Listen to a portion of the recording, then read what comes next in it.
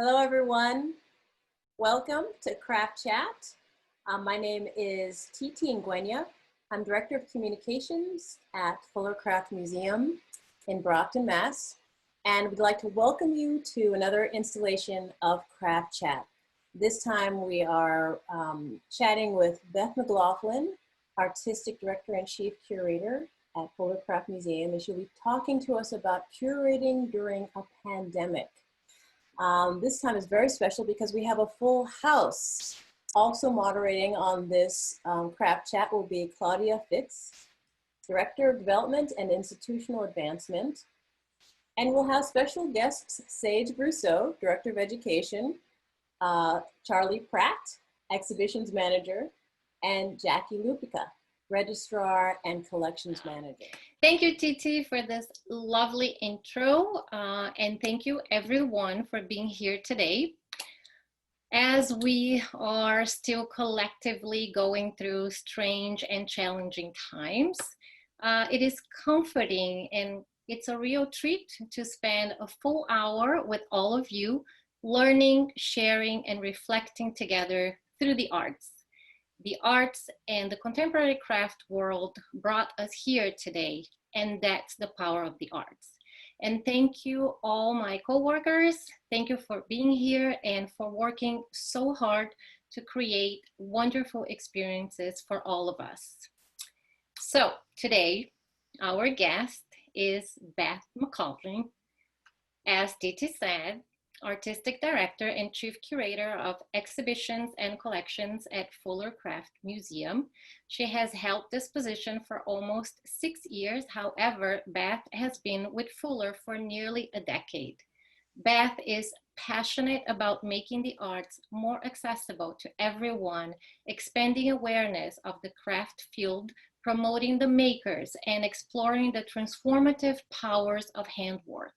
She has developed several exhibitions focusing on incredible topics at institutions across the US for over 25 years and curated over 40 exhibitions, author catalogs, and has served as a juror for many cultural organizations. Welcome, Beth. Well, thank you, Claudia, for that wonderful introduction. Hearing those time frames makes me kind of feel like not so much of a spring chicken, but it was great that you gave me such a wonderful introduction. And I wanted to thank everybody for coming today, for being part of our craft chat, and it's great to have everybody here in the room as we talk about all the wonderful things that have been happening here at Fuller. In particular, one of our exhibitions that's up right now called Shelter Place, Social Distance, Contemporary Dialogues from the Permanent Collection. So thank you. Wow. This is intense because it is indeed a wonderful show that we are lucky to get to see it while we are working in person again. So let's start by going back in time. Not that we actually want to go back in time and relive everything we've been going through since March, but you are on the spot and tell us what happened. Share with us some of your trajectories since March when you got the news that this is for real. Yeah, so thinking back to March, we had just opened 3 exhibitions at Fuller Craft Museum. We had opened Stephanie Cole, Secular Cathedral, James Grashow, The Great Monkey Project, and also Serious Bling, Radical Jewelry Makeover, The Artist Project. And in fact, we had an event on March 6th and 7th that celebrated Radical Jewelry Makeover and also Striking Gold, which was our main gallery exhibition at the time. And I remember that there was fairly low attendance. It was, I think, March 7th. And we thought, well, it looks like, you know, this coronavirus is starting to impact things in a very real way. And within a week, the museum was closed, all staff was working from home, and, you know, trying to get access to our files, trying to figure out how to, continue working in a virtual world, and just, really kind of thrust into the eye of the storm, as it were. So what happened? I mean, how did you come up with a new exhibition schedule from home behind locked doors? Yeah. So it, seemed to make perfect sense to use the collection. And, we're so lucky as a craft institution that we have this really remarkable collection of objects to choose from. It helped our time frame that the objects were here, they were accessible, they were ready to go. The cost savings was enormous because, here we were an institution that was closed without revenue coming in. So using the collection and having those savings was really critical for us too. And we're talking about a group of works that essentially had already been vetted for quality and for their significance to the craft field. So for me, I see the collection as this really wonderful toolbox that we can use to tell the stories that are happening today. And so knowing that it was going to be a craft, or rather a collection exhibition, I started looking at all the objects and letting things percolate. And around that same time in April, we were all seeing these phrases emerge and these terminologies related to the pandemic, then we simply couldn't get away from them. Shelter in place, social distancing, flatten the curve, PPE. And as these words were kind of out there and starting to become part of the zeitgeist, a few of them stuck with me. And I thought, if you deconstruct a few of these, they actually tie to these timeless themes that have been impacting humans for thousands of years and are very resonant today too. So I took shelter in place and social distancing and kind of broke those apart to come up with shelter, which is a theme that relates to issues of home, place, which are issues of sense of place or placemaking. Social is community, and distance is isolation. And that there was my conceptual framework that I used to start looking to recontextualizing the collection and putting together the exhibition. I think it's very interesting because the conversation between museums is always about, how can you take better advantage of your own private collection. So here you had the perfect opportunity. Plus, we have a huge advantage, which is the online. The collection is all archived, and you did an amazing job with your team, making sure that everyone has access. So when you're talking about promoting access, you're not kidding, because anyone here can go online and see the entire collection, which is really incredible.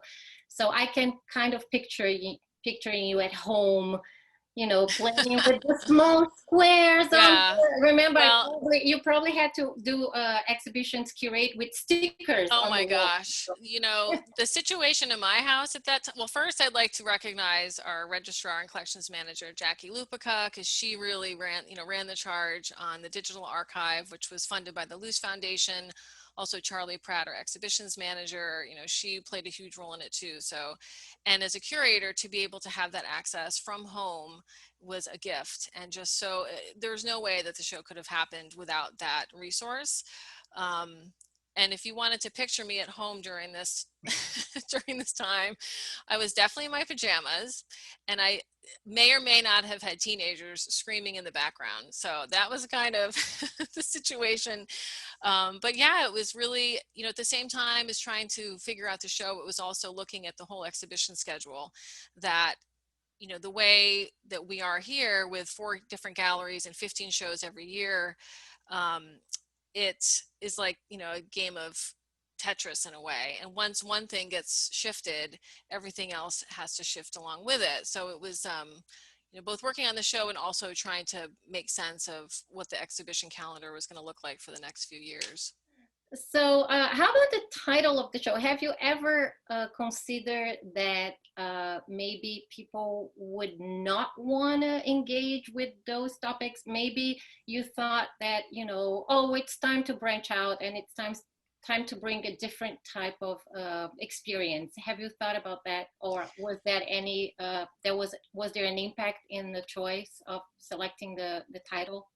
Yeah, I think that, we're always, all of us here are thinking about the visitor experience and what they are going to want to engage in when they come to the museum. And we're very lucky because we have multiple galleries that can offer multiple different experiences. And, I've long believed that artists and, makers are here to reflect the world around us and to offer people opportunities to engage with these issues in a very digestible way, whether that's through material, whether that's through beauty. So what I love about Shelter Place Social Distance was the fact that it's bringing these objects that were all created pre-pandemic. I mean, the earliest object in the show is from 1982. The most recent is from 2019. So I love that the show is using these objects created in different times to relate to the present. So it's really creating this wonderful dialogue over the years, and I hope gives visitors an opportunity to start to digest some of the issues that we're all dealing with in these times, such as community and home and isolation, certainly, in place, and offers them entry points to really try to make sense of what's happening in current times. So it's been 6 months, actually almost 7 months, since you selected the works. So let's share some images here. And can you identify some pieces that resonate most with your feelings right now or throughout the process of selecting the entire show, and share with us a little bit why those pieces are so meaningful to you? I love that question, and I chose to look at it as three pieces that to me represented kind of this arc of experience that I've been going through over the last 6 or 7 months. And the first piece that to me is most related to kind of what I was feeling in the beginning of the pandemic back in March and April. And that's Jody Collella's Mary Jane figurines. We have here Reaching Equilibrium, and then the second one is Skirting the Issues.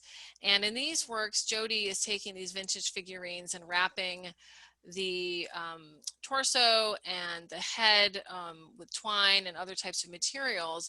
And these are a statement on female subjugation, namely in domestic environments. So she's concealing the identity, she's creating this feeling of restraint, of suffocation. And I think that, when we went into shutdown and were quarantined, there was certainly that feeling of being trapped in the home, much like the statement that Jody is making about women being trapped in the home and what psychologically that means to their mindset.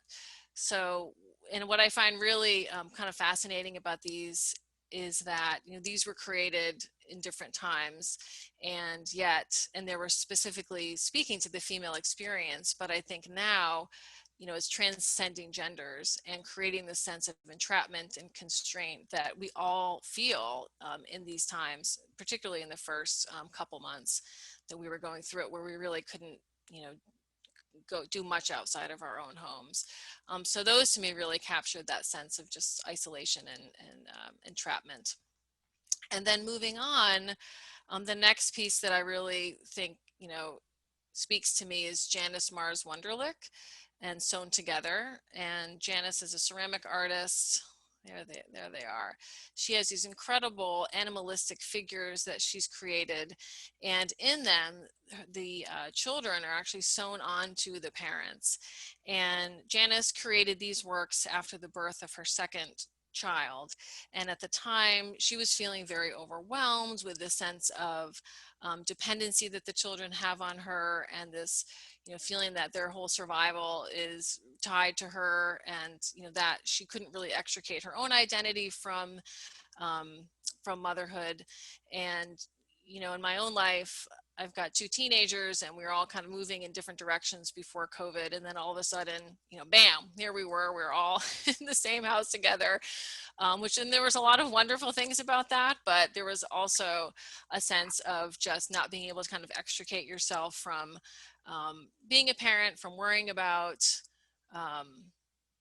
you know, the safety and the health of all the people that are around you, and feeling really just you couldn't escape that. And I thought that really captured kind of that piece of the situation for me. And then the other piece that I chose was Megumi Neto's June 12th, 2009. And this is a mosaic tile mural. She screen printed images onto these tiles.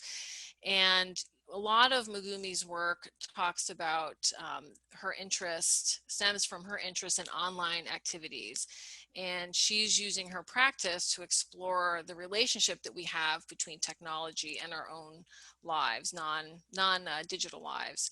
And this piece here is based on a 3D virtual game called Second Life, where the citizens or the users create these communities together, communities of education, of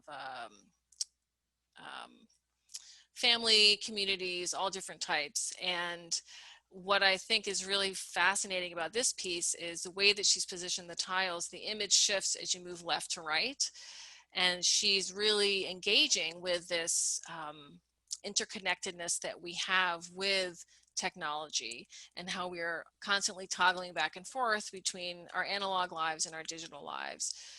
And I think, you know, when we first went into shutdown, all of a sudden technology was the only way that we were really communicating with people outside of our immediate family. And our relationship with technology intensified so much at that point. And now, as you know, we've kind of settled into this new normal, and we're trying to navigate, like, how can we continue to coexist with technology while maintaining some kind of healthy frame of mind. So I thought that was really a resonant piece in the show. So I'm also gonna ask Charlie. Let's put them on the spot a little bit. So Charlie, how about you? I mean, you worked so close with the exhibition, and you are Beth right in hand arm. So we want to know your opinion about a specific piece that speaks to you the most. Well, a lot of the pieces really spoke to me, but particularly I really liked Mary Merrill's giant tapestry. I think it's called Glaciers, Chile. I've been hankering to get out of my house and to get to a faraway place. And I just think that she so beautifully captures like the idea of a vista, like the shapes are three-dimensional. You really get a sense of dimension and space. Like you're really kind of looking out a window. And it always captures my imagination, because I spent a lot of time in the museum just looking at this piece, kind of like pretending that it's a window and imagining that that's the view outside of the window, you know? And it's so, I don't know, it's just, it ignites my imagination about being in a faraway place, even though now we can't, and we're so tied to our homes. It makes me dream of being far away. And I really love this piece particularly because it's one of the last pieces Mary Merrill made before she passed away. She died in 1999, and this piece was done in 1998, or completed in 1998. And I'm also a weaver, and so when I first saw this piece, I thought it was like a little, so you can kind of tell at the bottom of the piece, it's a little uneven, like the tension was a little wonky. But, you know, like knowing that it's like one of the last pieces that she was working on right before she passed away, and she was like working till the end of her life, is really meaningful for me. And really, it's just, it resonates for me because I love my house, but I really want to be away. Like I really want to travel. I really want to be able to see a vista that's not the vista outside of my window. So this is kind of a portal to another place for me. Yeah. So how about Jackie? Okay, so for me, the piece that got me thinking about everything in words, and the specific words that we're using is Richard Hurst's Ceremonial Cup #2. And so it made me think about the word ceremony and ritual and routine, and how all of those have had to be changed or adapted. we have Zoom, people have outdoor seating versus takeout versus indoor seating, and got me thinking about our own rituals around meals and mealtime, and so how do we gather without not being able to physically be together? It's so culturally ingrained in the human experience to come together and share a meal, and we weren't able to do that, and so technology has now allowed us to do that, and it's a little different, but we can still have that social ability, but we've been resilient in our ability to adapt to those things. And a lot of people are doing more FaceTime. You're almost more connected, you're almost seeing people more, you're just not in the same room. But my background is in classics, and so we talk a lot about the rituals around feasting and drinking and imbibing and what that means for any social group of people. And it's something we've always had to do, and something we're going to continue to do no matter the circumstances. And the piece itself is really active to me. It feels like movable, almost like it's ancient and futuristic at the same time. And it got me thinking about what sort of ritual would this be used in? Like, how would you even use it? And I found a quote from the artist that he said, the work is an attempt to metaphorize the seemingly mundane vessel object into a sacred entity. And I thought that just made it come alive for me even more. Sage, how about your thoughts about any specific piece? Yeah, so the piece that I was drawn to is Jodi Colella's we're going but back. this one, Skirting the Issue, really, I don't know, really spoke to me in a couple different ways. I mean, number one, I'm just drawn to the work itself. I love that she's using found objects and she's combining textures, a hard ceramic object with, yarn threads. And that's what initially spoke to me, just the work itself. And then it really does take me to this place where we currently are, where thoughts are swirling around my head and ideas and information is just tangled and twisted, and new emotions and ideas are just circling me and all of us, and that's completely how I feel, kind of trapped within it, and also sort of cocooned within it at the same time. We've been drawn into these cocoons within our own homes and not emerging. It's both comforting and soft like the yarn, but it's also disorienting and just kind of swirled and chaotic outside of us. So those are the reasons why I sort of was moved by this piece in particular. Beth, going back to the collection and the fact that those are all part of our collections, other than in storage, I believe that most of those pieces never been together on the floor at the same time. I know that they know each other behind the walls in the storage room, but not in the archive, but not necessarily together. So when you were thinking about displaying the objects, how did you come up with the curatorial part of it when it comes to placing the objects together? Yeah, if anyone's ever seen my process, it's pretty basic. It's basically a cork board, some thumbtacks and printed images. But yeah, that's the great thing about collection exhibitions, is that it gives us an opportunity to show the collection, but also to cultivate these conversations between objects that may not have ever happened before. And, certainly there's ones in the show that we tend to display more than others. And, some crowd favorites and some ones that I have never seen before on display. So it's really exciting for me to be able to work with the collection and to activate it in ways that it's never been activated before. So, in terms of how the objects are living in the space, a lot of it just, is by theme. So we have the 4 different themes: shelter, place, social distance. Shelter, place are in the front of the gallery. Social distance, that's in our back gallery. And, the pacing of it was largely by just the content of the objects and also visually how they coexist together. And I mean, it was, you know, there's always those moments when you're putting the objects out in the gallery and starting to share space with them, that these kind of really great conversations start to emerge. And, you know, it's can be like, I think all of our staff have those moments. It's like, you know, we just get so excited to see these dialogues start to take place. And I had a few pairings that I wanted to just briefly touch on, just to kind of illustrate what I mean by that. And the first pairing that I remember being like, oh, this is fabulous to have them living together. They seem like they've been fast friends, you know, from the get-go. And that's Billy Ruth Sutto's Penland Pottery Basket and Micah Sherrill's Penland Pottery Porch Party People. And, you know, there are two very different approaches by two very different artists, but they're each working to express their love of the Penland School of Crafts and this wonderful community that one finds at the school.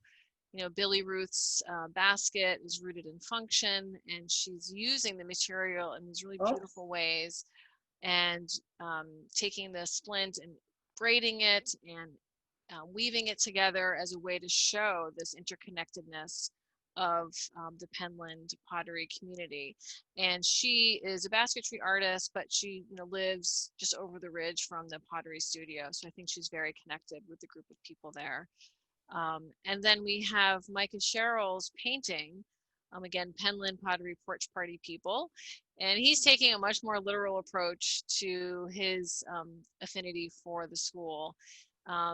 Micah is primarily a portrait painter. He paints on wood and has this very intricate process of kind of sanding down the surfaces and then adding different elements to it and carving the wood.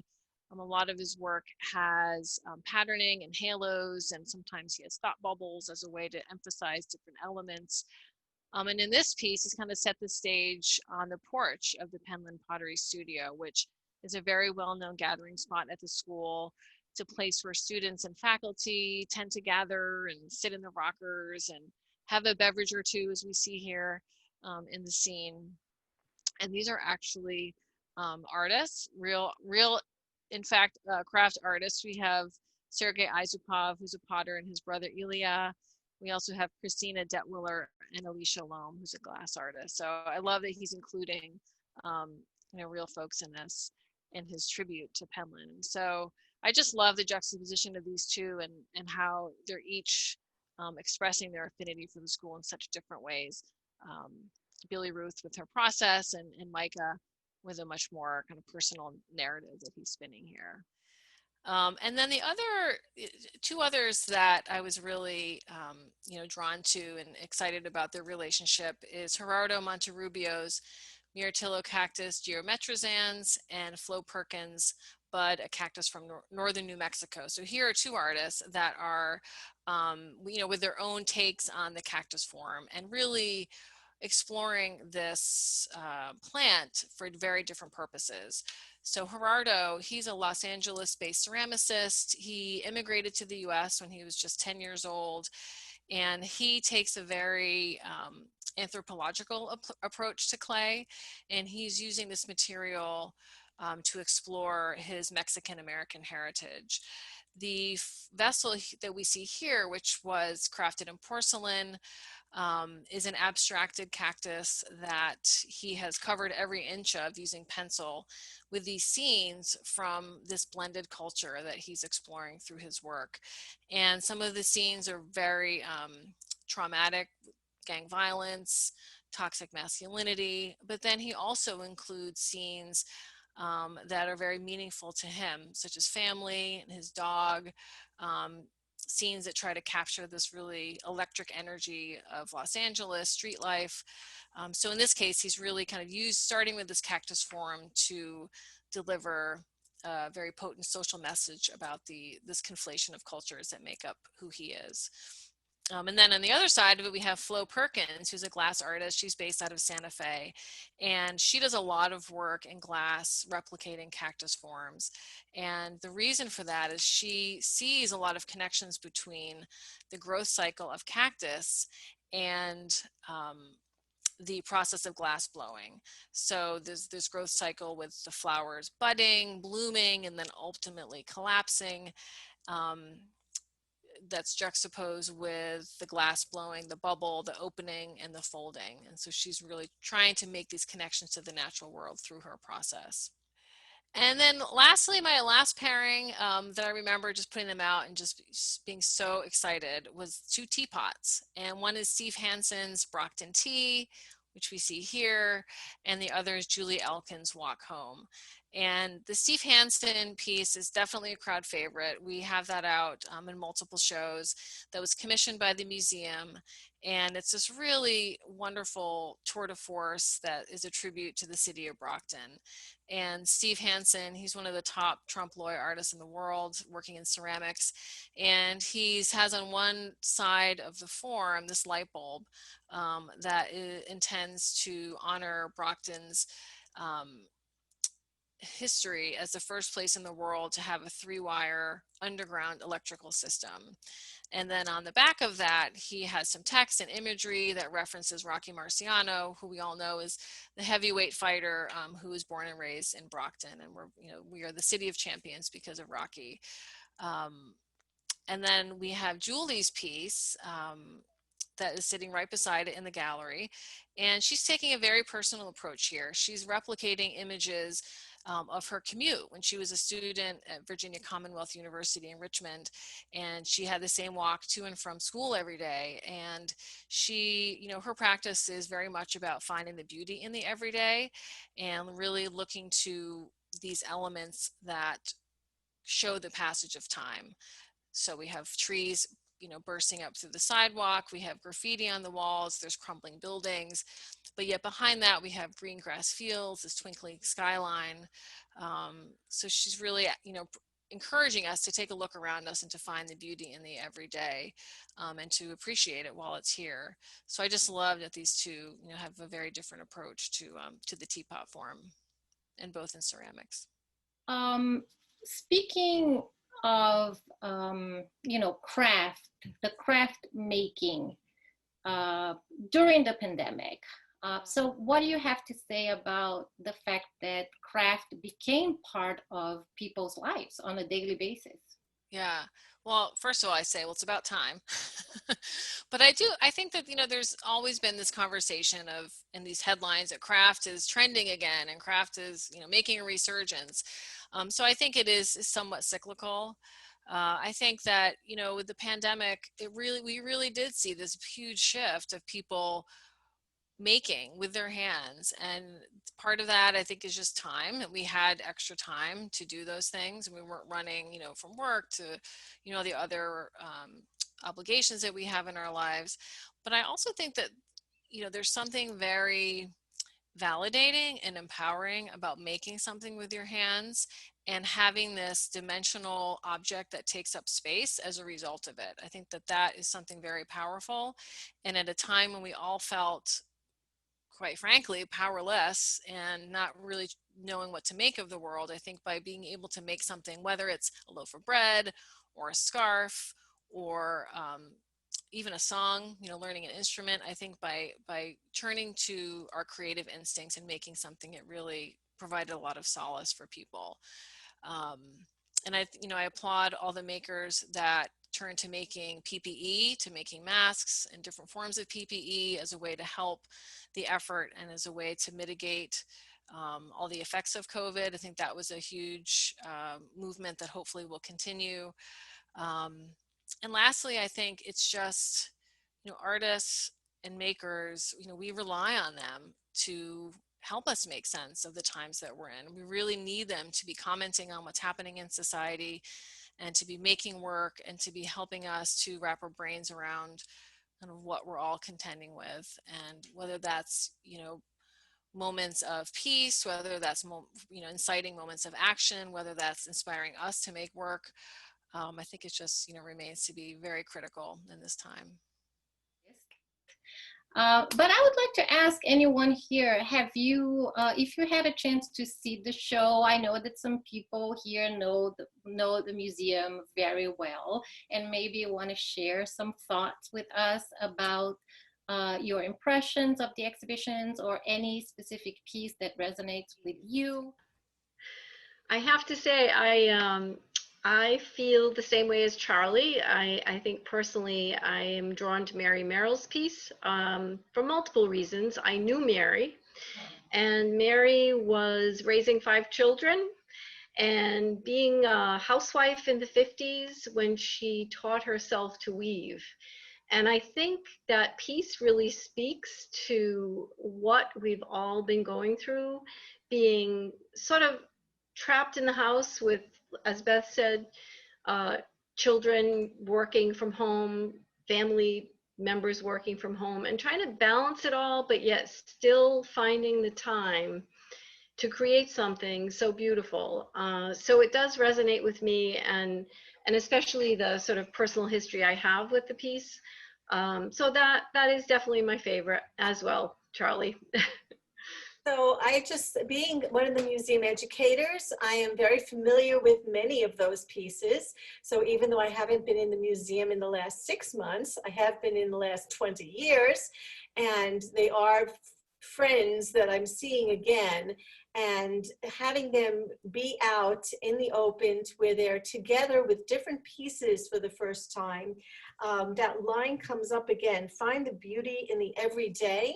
And I think these pieces are very much speaking to each other in a new way, and they are making us look at them again. And even though we've seen them before, we can see them in a new light. And certainly because of this pandemic and the limitations put on us, we are looking at things that we have seen before, but it's waking us up to a whole new way of appreciating them and enjoying them and getting new meanings from them. Why don't you, Tommy Loser is on the call. Oh, wonderful. You need to talk about the furniture show. Yes, well, we are so fortunate. I did not know that Tom was on the call. So hi, Tom. Thanks for joining us today. And we have 2 pieces of Tom's that are out in the museum right now. We have his double back rocker, which is in shelter place social distance. And we also have one of his rocking benches in our permanent collection seating exhibition, which is called From Where I Sit. And, you know, Tom's double back rocker was really one of the first pieces I thought of when curating this exhibition. And what's really interesting to me about that piece is when I first was thinking about it, I thought, oh, well, this really belongs in distance and the isolation theme because these people are facing away from them. But then as I really started to read more about Tom's practice and start to get a better understanding of the work, I realized, oh, this is actually bridges both social and distance because of the way that the sitters, when they're sitting on the rocker, are engaging with each other. And it really requires a back and forth from 2 different people to make it operate properly. So I was really excited about that piece. That's one of the ones that I think really represents the show in one of the most beautiful ways. So hi, Tom. Did you want to say anything? Not to put you on the spot or anything, but maybe you can talk about your work. That's a great comment. Thank you. And that's right on, spot on. This was absolutely fantastic. So until next time, we look forward to seeing you again. Have a wonderful week, and come visit the museum. Thank you. Bye. Thank you.